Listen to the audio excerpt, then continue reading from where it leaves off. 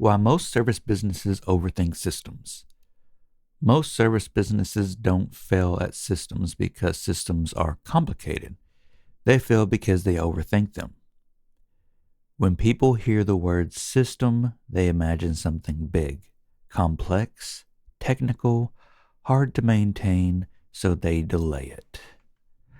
I had a system that I was working on that was overcomplicated that made me work for like an hour and a half to 2 hours to try to create an automation that would do a lot of following up. And after I looked at it, and I was going to test it with ads, but I saw it and I was like, I'm just going to keep it simple, because running it with ads straight to a simple message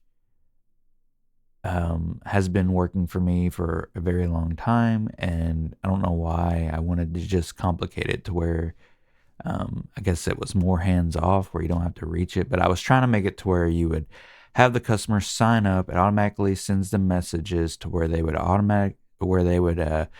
go to my website to pay, like a prepay thing, and then send a technician out.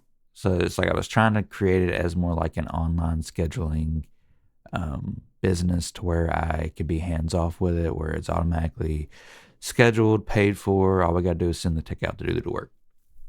I created this huge automation. It was a big tree type of thing. It was like, first question was, can you such and such with what you have going on with your equipment? So say for a dry vent cleaning, is it going through the roof or is it going through the side? If they answered roof or side, it would go on to the next automation. If it didn't, it would go to the none requested automation, or where it says nothing was done. He didn't say roof, he didn't say side, because those were the two keywords I wanted him to say. But if it didn't, it would go on to a follow-up message saying, hey, I didn't get your message. Can you answer if it's a roof or side? And if they didn't say anything there, it would follow up again. That's just to get them to answer that one question. So it's like 4 opportunities right there. They either answer, no, 5. They either answer the 2 questions or with the 2 keywords, or there's 3 follow-ups. So that's already a tree. It's like going this way for 2, this way for 3 for the follow-ups. And then after that, this is very confusing, I know. But after that, it was funny because my employee walked in. He's like, what are you doing? I was like, well, let me explain it to you. I explained it to him and he was like, all right, I'm going to walk away now. He's like, that looks really awesome. But it's like, yeah, in theory. But anyway, if they answer yes or no, then I send them the price. And if they say yes to the price, then it goes on to the automation for payment. But if they did not, then it would have 3 more follow-ups, which makes the tree a lot bigger. So I'd have to create 3 follow-ups like I did the first 3.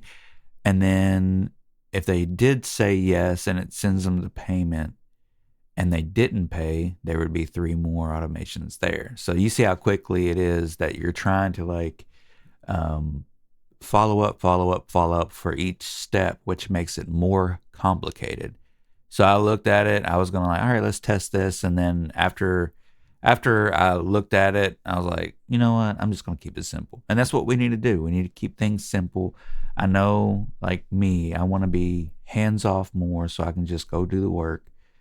But sometimes you just have to be personable, be there for the customer, and actually talk to them one-on-one like a normal business. And not going to automations, not a good idea unless you can somehow make it more human to where people are comfortable with the way you're trying to present it.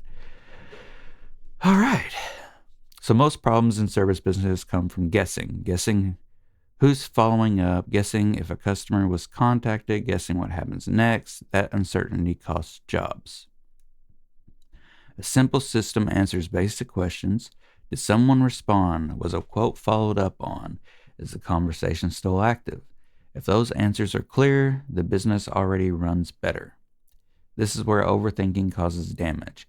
Businesses wait to do systems right. They wait until everything is perfect. Meanwhile, leads keep slipping through. You don't need a perfect system, you need a working one. One that protects conversations and removes guesswork. That's why systems should start small. I should have done that. Yeah. One process, one outcome, one improvement at a time. Once that is placed, everything else becomes easier. The business feels calmer, decisions feel clearer, follow-up stops being stressful. That's how I approach systems. Simple first, clear next steps. Tools only when they support the process. I use GoHighLevel.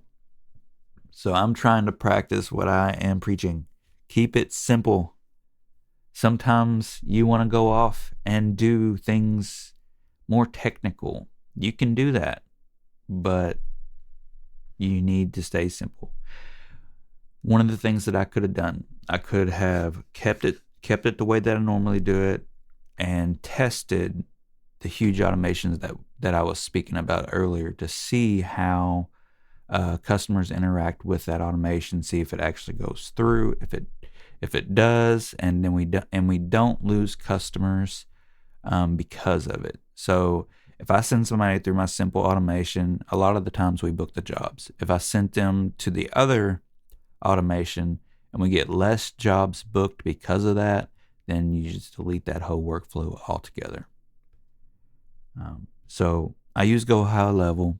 The link below is in the description. There's a 14-day free trial. It's an amazing program. I use it every single day. Hope you guys have an awesome day, and I will see you in the next video.